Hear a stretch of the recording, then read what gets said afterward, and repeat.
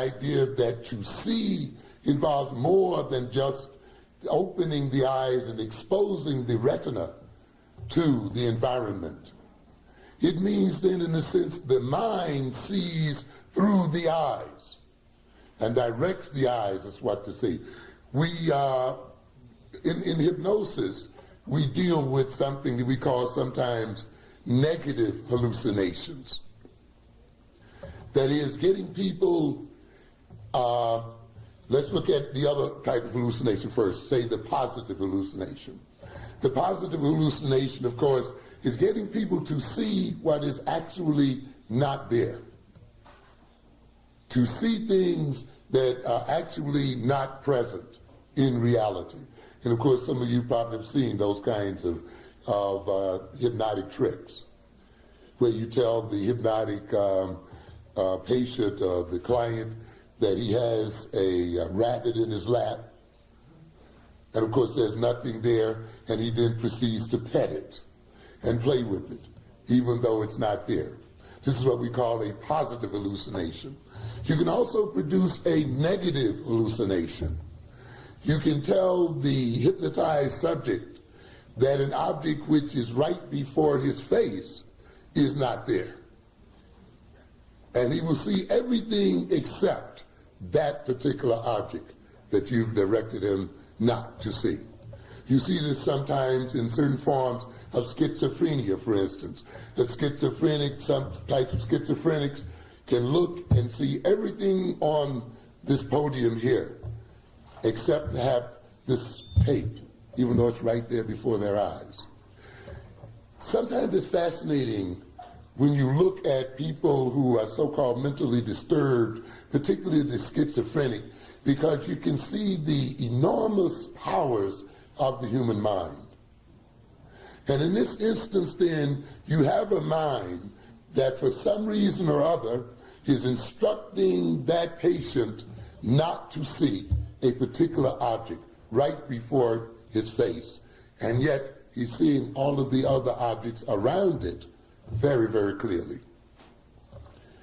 So what we're trying to talk about here then is that if your mind and your brain is inefficiently programmed, then that inefficient program will misdirect your eyes, will misdirect your senses, will create for you then a reality that is, in a sense, unreal.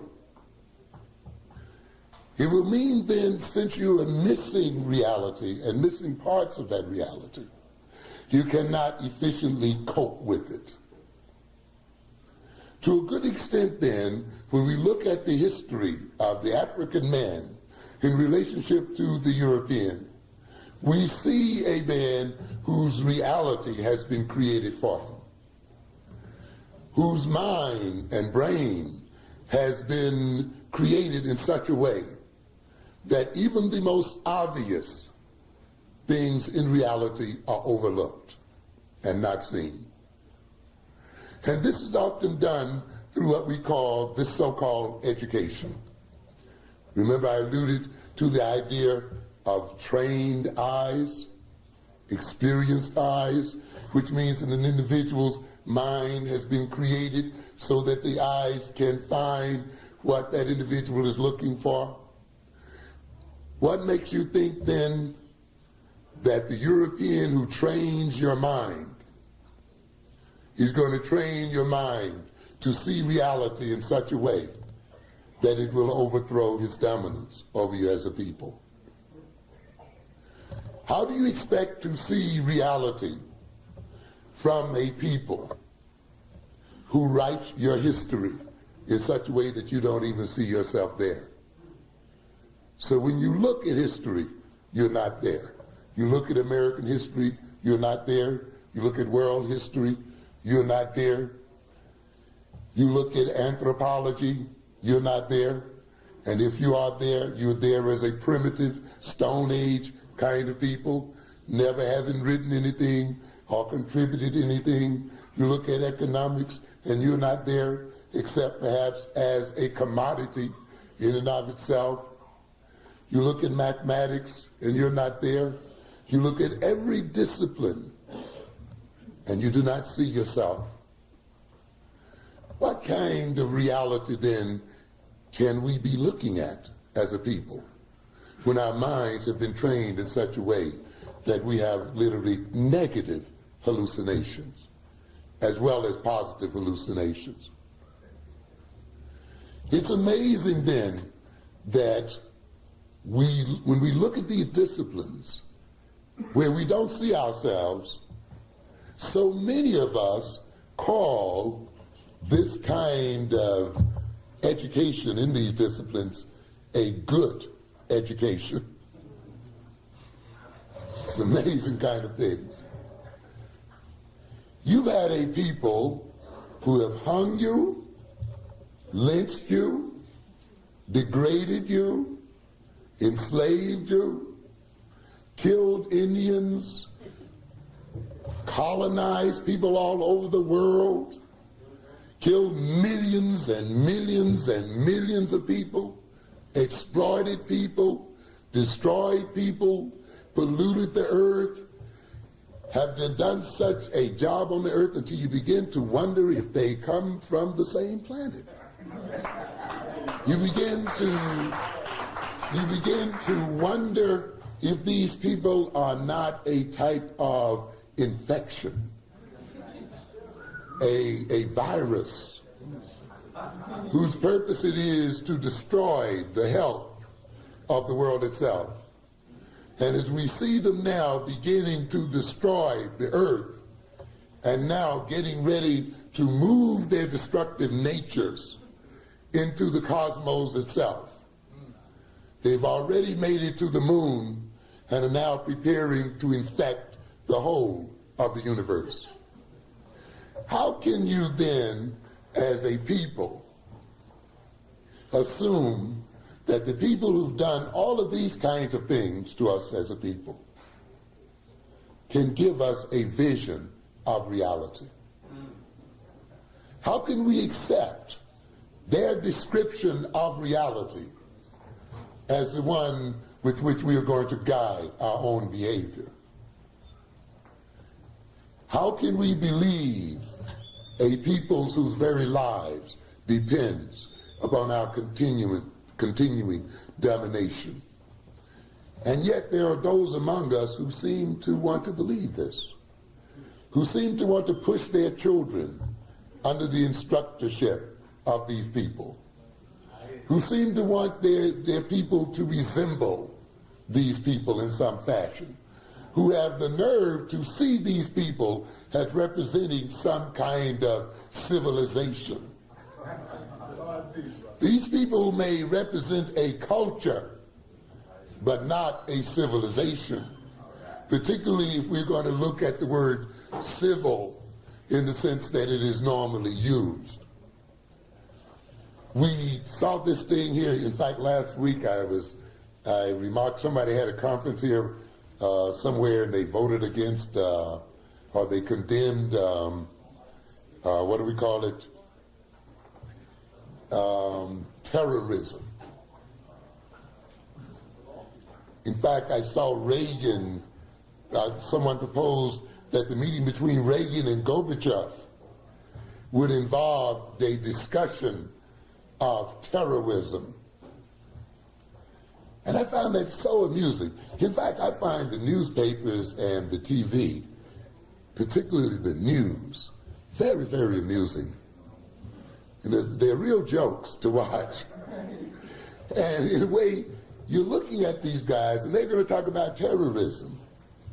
And yet, here are the world's two greatest terrorists sitting in conference. Two people in the world who have the world wondering, when is the end going to come? When is one of them going to go off and drop a bomb that is going to destroy the life of man and perhaps life on earth, period?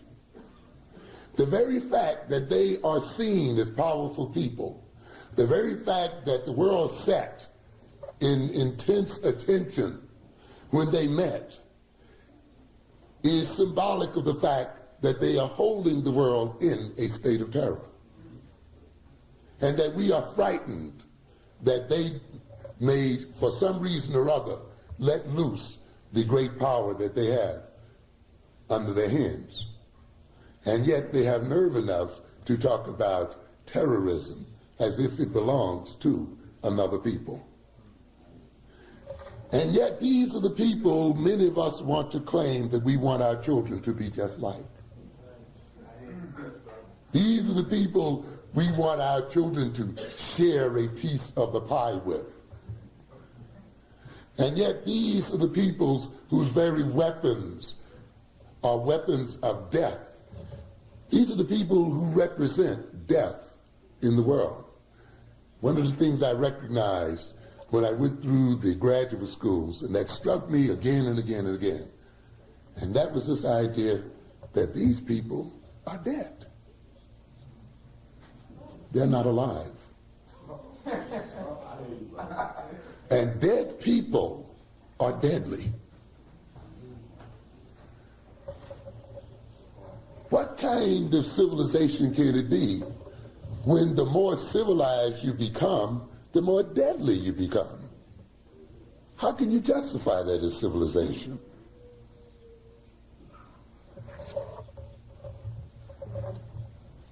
We as a people then have to recognize that there must be an alternative to this kind of being. That the idea of our people is not to share equality with these people, because the system that they represent is one that in and of itself should be rejected. What kind of education, and the brother wonders sometimes why don't want to be called doctor, or I don't want to be called this and that. In a sense, I think if we think about it very closely, we should be very hesitant about giving ourselves those titles that are conferred upon us by these other people and what they so-called represent. Because we have to recognize that the educated individual is the craziest of all individuals. That the educated individual is the most dangerous of all individuals. When this world comes to its end, it will not be brought to an end by the muggers on the streets, ladies and gentlemen. It will not be brought to an end by the drug addicts, by the street prostitutes, by the youth gangs. It's going to be brought to an end by people with PhD degrees. It's going to be brought to an end by people who studied physics and mathematics, who spent 15 and 20 and 30 years in school. It's going to be brought to an end by people who live in nice clipped lawns, with houses on the corner, with neat hedges, two-car garages, nice little well-spoken children, the people who send their kids to private school. And one morning they'll go off to work and give their wives a nice little bourgeois kiss. And then they'll go down and sit in front of the console of their computer and proceed to blow themselves up along with the rest of the world. What kind of education is it that leads to these kind of people, ladies and gentlemen? These people are being educated into madness. A real Afrocentric education would not educate people in such a way that they then develop tools of death and destruction, that they become the end point of a destructive procedure. When you must recognize then that these very people you bow and dip to and defer to, these very so-called experts, are the people who are going to take you directly to hell, because you are responding to them not in terms of truth, not in terms of what they're really saying, but in terms of their symbols of authority. And because